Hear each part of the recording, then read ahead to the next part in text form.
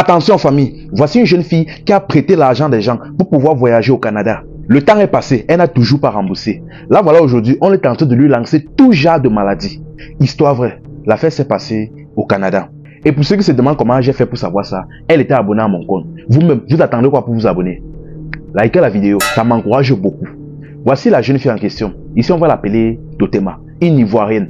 Ce qui se passe, c'est qu'après avoir obtenu son baccalauréat, elle avait donc envie de continuer ses études universitaires. Mais malheureusement, la filière qu'elle voulait gérer, malheureusement, il n'y avait pas d'école ni d'emploi pour cette filière-là au pays.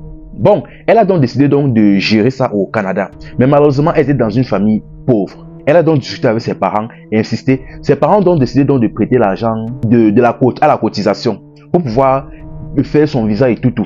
Tout s'est bien passé, mais elle n'était pas au courant que ses parents avaient prêté l'argent. Après que la procédure était faite, dès qu'elle a obtenu son visa, son passeport et tout, elle a donc voyagé et arrivé au Canada. Une fois au Canada, dans sa tête déjà, elle était déjà arrivée. Sa vie avait déjà complètement changé. Sauf que quand elle est donc arrivée là-bas, après seulement 6 mois, ses parents l'appellent et disent que bon, tu sais, tu es arrivé au Canada, tout est bon et consomme. Mais tu dois comprendre que pour pouvoir t'envoyer au Canada là, on a dû prêter l'argent à la cotisation. Et voilà déjà, normalement on était censé commencer à rembourser après 3 mois, mais voilà déjà 6 mois, on n'a toujours rien fait. Donc pardon, où tu es là, commence déjà à chercher l'argent, tu envoies ici, on gère. Elle dit que mais attends, mais comment ça? Je suis venu ici pour fréquenter, vous me demandez l'argent comment? Je vais trouver l'argent là où? Tout l'argent qu'on a dépensé pour les procédures là, je veux voir ça où? Ses parents disent que pardon, tu sais que tu es l'aîné d'une famille, tu as 4 petits frères ici, donc pardon, tu es l'aîné, donc fais l'effort là-bas, tu travailles l'argent, tu envoies, on gère. Elle est restée comme ça à partir de ce jour-là. Finalement, en restant même sur place, mais elle s'est rendue même compte que ça veut dire que donc finalement elle ne risque même plus fréquenter. Elle reste comme ça, sa tête chauffe. Elle réfléchit ce qu'elle va faire. Elle tourne, elle monte, elle descend. Finalement, en arrivant au Canada, elle s'était fait une amie. L'amie là en question a commencé à voir que ses humeurs changeaient. Elle s'est approchée d'elle, elle dit que mais Totema, c'est comment? Et que mais comment depuis je te vois, tu es triste, tu es abattu, ta tête ne fait que tourner, je ne comprends pas. Tu as réalisé le rêve de plusieurs Africains, venir ici au Canada. Mais comment ça se fait que tu es constamment triste? Elle dit que non, c'est grave. Que apparemment, mes parents viennent me faire comprendre qu'ils avaient seulement prêté l'argent pour que je puisse monter ici. Là, voilà aujourd'hui qu'ils sont en train de me mettre la pression pour que je les aide à rembourser. Je sais que je vais faire comment? Je suis venu ici pour fréquenter, je vais faire comment? Elle commence à pleurer. Sa copine dit que, ah, c'est chaud. Mais concrètement, elle veut dire ça concrètement. Si tu viens d'ailleurs aussi au Canada pour fréquenter, pardon, oublie. Si tu n'es pas YST, tu ne peux pas supporter l'école qui est ici. Et en plus, même tu dis que tu veux travailler, maman. Il faut un cardio. Il dit que bon, tu sais quoi? Il y a un rassemblement d'Africains ici, une sorte d'association d'Africains ici, où on se rassemble pour pouvoir s'aider entre nous, gagner de l'argent. Ce qui se passe, c'est que si tu es d'accord, je t'amène là-bas. Mais tu dois comprendre qu'il y a certaines conditions qui vont te demander de remplir. Elle a dit que maman, amène-moi. Si ça peut résoudre mes problèmes, il n'y a pas de problème. Elle a donc amené la jeune fille, ils sont arrivés là-bas. Mais une fois là-bas, elle est entrée là-bas, les gars déjà la regardaient bizarrement. Et il y avait principalement des hommes. Mais avant d'entrer, il y avait une pièce donc où il y avait plusieurs messieurs à l'intérieur. Mais avant d'entrer, sa copine lui a dit, comme tu es là, comme tu es déjà là, moi je vais t'abord te dire comment ça va se passer et je vais te dire la vérité. C'est grâce à ça que je gagne mon argent, mais il y a 2 conditions que tu devras respecter. Du moins, tu devras choisir entre 2 conditions. Soit on te prête de l'argent, mais tu dois absolument rembourser ça. Je dis bien, tu dois absolument rembourser ça. Les gars là ne blaguent pas avec l'argent. Et la deuxième condition, soit tu acceptes qu'on remue ton cocotier. Si vous comprenez un peu ce que je veux dire par là. Qu'on remue ton cocotier, qu'on te niasse. Et là maintenant, on va te donner l'argent que tu veux. Tu choisis quoi? Elle dit que pardon, je ne suis pas venu ici au Canada pour faire la borderie, donc pardon. Elle dit que non, si c'est pour prêter, il n'y a pas de problème. Je vais me battre à rembourser. Elle est donc entrée, on lui a posé les 2 conditions. Elle a dit qu'elle préfère donc prêter l'argent. Elle a dit que prêtez-moi, je vais vous rembourser. On lui a donc filé le dos. On a dit que bon, tu vas rembourser dans 6 mois. Elle a dit, il n'y a pas de problème, elle est partie. Elle a donc envoyé l'argent donc à sa famille. Et du côté de la famille, donc, l'argent qu'ils avaient prêté, le problème était résolu. Elle, maintenant, de son côté, elle est restée là-bas. Sauf que, c'est chose bizarre que, elle avait finalement laissé l'école, elle s'est concentrée donc pour pouvoir rembourser l'argent là. Mais, bizarrement, on dirait que toutes les portes étaient fermées. Elle ne trouve pas l'emploi, le stage, elle monte, elle descend, tout est fermé, on la refuse partout. C'est comme si ses mains étaient la passoire. Dès qu'elle a un peu là dans sa main, ça part. Finalement, là, 6 mois sont passés. Les gars, finalement, la rappellent que c'est comment? Voilà déjà 6 mois. Tu n'as toujours même pas commencé même à rembourser. Finalement, on fait comment? Elle s'est assise, elle a réfléchi, elle a dit que non. Vu que finalement, je n'arrive pas à trouver l'argent pour rembourser, mieux alors, J'accepte, on remue mon cocotier.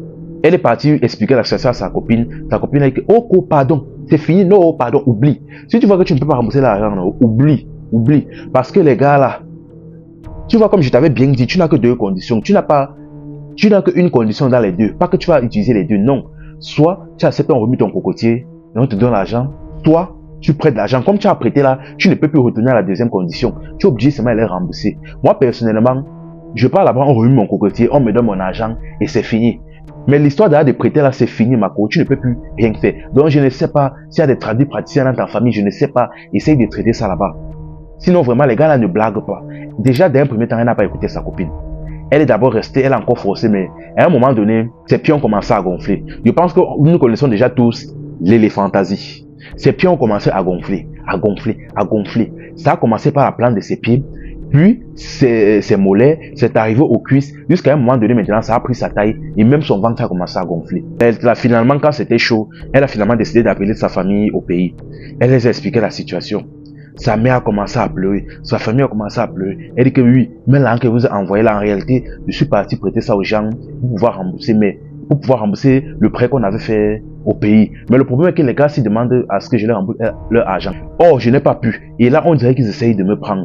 Sa famille a commencé à crier. Finalement, on a dit que bon, vu qu'on ne sait plus quoi faire, cherche donc alors à prendre rapidement l'avion, tu retournes au pays, on voit si on peut t'amener chez un tradit praticien ou un pasteur, on ne sait pas, on essaye de voir comment on peut gérer. Elle a fait l'effort donc, et aussi apparemment avec l'aide de sa copine, elle est montée dans un avion et elle est rentrée au pays. Mais une fois au pays, elle n'a pas fait une semaine, elle est décédée. La grave erreur d'abord qu'elle et ses parents ont commise, prêter l'argent avant de voyager. Et la deuxième erreur que la fille a commis, prêter pour pouvoir rembourser un prêt. Ça, c'est fuir un problème pour un autre problème. Voilà la deuxième erreur qu'elle a commise. Et vous savez déjà, quand vous prêtez l'argent du diable, on va dire souvent, vous pensez que c'est facile, vous pensez que c'est comme prêter dans la banque. Non. Il y a des choses, même généralement, l'argent qu'on vous donne, c'est l'argent de travail. Vous utilisez ça comme vous voulez, il n'y a pas de problème. Mais bizarrement, comme j'ai précisé dans l'histoire, c'est comme si ces portes étaient fermées. Elle part partout, on bloque. On dit que non, il n'y a pas de travail, il n'y a pas même les stages, on bloque. C'est l'agent souvent qui vous bloque les portes. Ils font tout pour que vous ne puissiez pas rembourser, pour pouvoir vous prendre de vous. Maintenant, dans le cas où on te demande de remettre le cocotier pour pouvoir te donner de l'argent, quand on remet le cocotier là, donc, on aspire ton étoile un peu. Mais ce n'est pas la même chose que toi qui es parti prendre leur argent. Parce que là, déjà, ils ont un droit sur toi. Comme elle est partie là, ils prennent une fois totalement. Ils la prennent une fois totalement. Plutôt que d'aller remuer de temps en temps, prendre un peu. Donc, dans tous les cas, les deux solutions qu'on lui a proposées étaient un piège.